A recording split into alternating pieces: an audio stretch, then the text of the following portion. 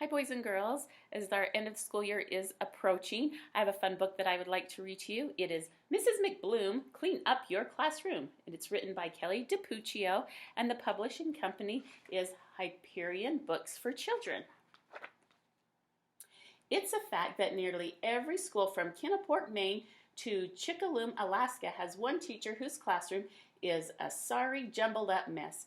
Knickerbocker Elementary in the pint-sized town of Up Yonder was no exception. Mrs. McBloom in room 5 had a classroom that would impress even the most clattered, loving junkyard dog. It was a heap of a mess on account of her never cleaning it, not once in 50 years of teaching. Every year, Mrs. McBloom's students jammered, "Mrs. McBloom, clean up your classroom." For decades, Principal Pumpernickel pleaded, "Mrs. McBloom, clean up your classroom." 22 janitors came and went over the years. They all grumbled, "Mrs. McBloom, clean up your classroom." "Oh, Higgly Piggly," Mrs. McBloom would say, "it's on my to-do list." The truth is, it had been on her to-do list for nearly 45 years. See, it's listed right here above. Take a fancy smancy cruise. Right there.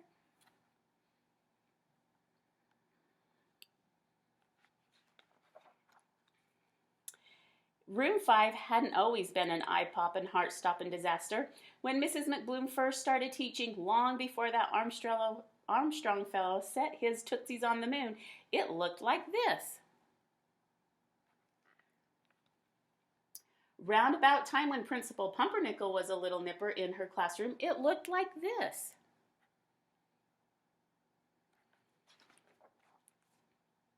Now, 1 week before Mrs. McBloom was fixing to retire, her room looked like this. Giant sunflowers drooped over desks of decorative lamps, tangled vines with fat green beans climbed the walls, and a genuine full-grown ruby red apple tree grew smack dab in the middle of her classroom. Years of science experiments had left all kinds of critters hopping and clucking and flying around room 5. Chickens laid eggs in the coat cubbies, butterflies fluttered through and forth in between children's heads and pencil erasers.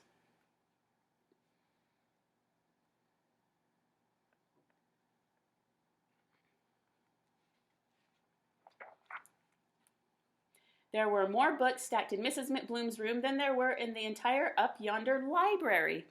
And you could bet your uncle's monkey that there were more piles of paper crammed into room 5 than there were in the entire Up Yonder paper airplane factory down the road.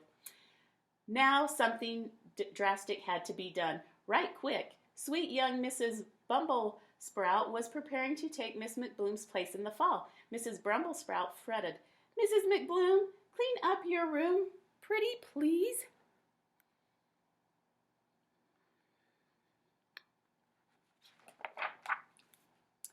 "Oh, Higgly Piggly," sighed Mrs. McBloom, scratching her beehive hairdo. "I've backed myself into a pickle. How am I ever going to get this room cleaned up in a jiffy?" The rooster perched on the piano behind let out a hearty cock-a-doodle-doo. "That's a humdinger of an idea, Rudy." "Much obliged," said Mrs. McBloom. Mrs. McBloom moved a cluster of frogs aside and wrote an assignment on the board. Homework. Come up with an idea to get room 5 tidy. Lickety-split. Be creative. Stretch your imagination and use your noggin. Anything goes.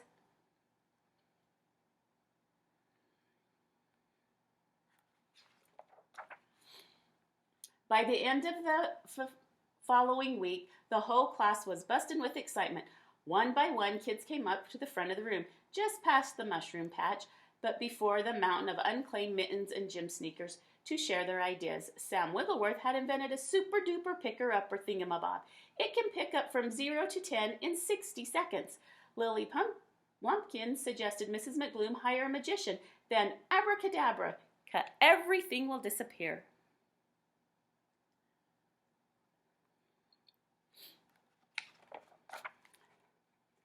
Copper Butterhacker brought a herd of hungry goats from his daddy's farm to demonstrate their ferocious appetites.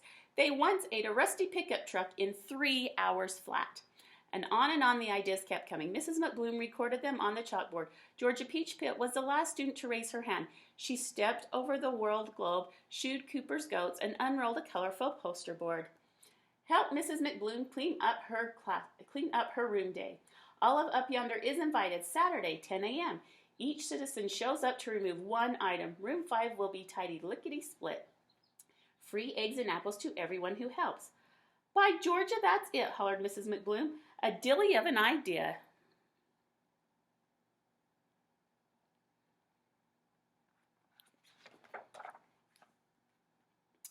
Word of Help Mrs. McBloom clean up her room day spread through the town faster than Corky Redmond's chickenpox in the spring of '99. Seen as nearly every citizen of Up Yonder had been a student of Mrs. McBloom's at one time or another, the whole town showed up on Saturday to help. A line loop-de-looped through the halls, out the door and down the hall, and past the water tower.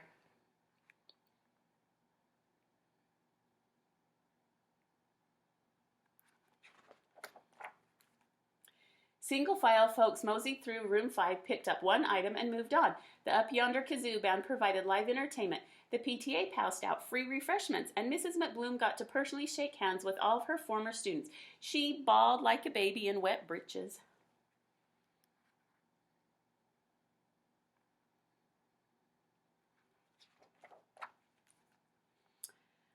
Heavens to belly buttons, the treasures pulled from this were astonishing. Long-lost works of art, important historical documents, and rare geological finds were rediscovered.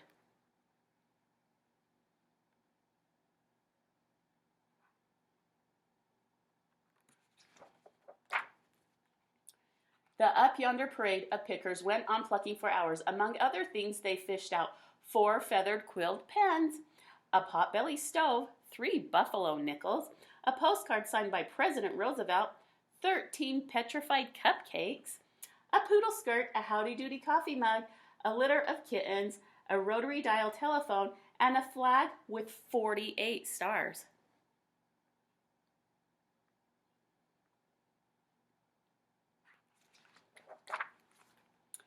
Clay Potter found his library book. It was 35 years overdue. Fanny Freckle found her Elvis Presley lunchbox. Her lunch was still in it. P.U. And after 20 years without them, Billy Brownbuckle finally got his eyeglasses back. It's a miracle. I can see. By sundown, room 5 was completely cleaned out. The apple tree was replanted next to the playground and dedicated to Mrs. McBloom. Principal Pumpernickel awarded Georgia the prestigious Knickerbocker Whippersnapper Award for Excellence. Splendid use of your noggin, Miss Peachpit. Thank you, sir. All in all, it was a mighty fine day for the good folks of Up Yonder.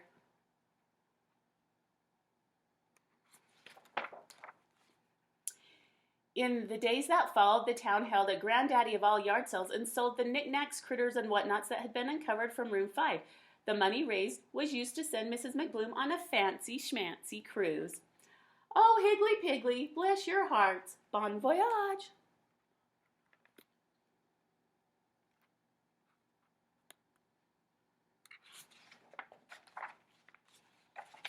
As for sweet young Miss Bumblesprout, she began her teaching career that fall in a gussied up, spiffied up, tidy room 5. Good morning, class. Open your science book. Today we're going to plant pumpkin seeds.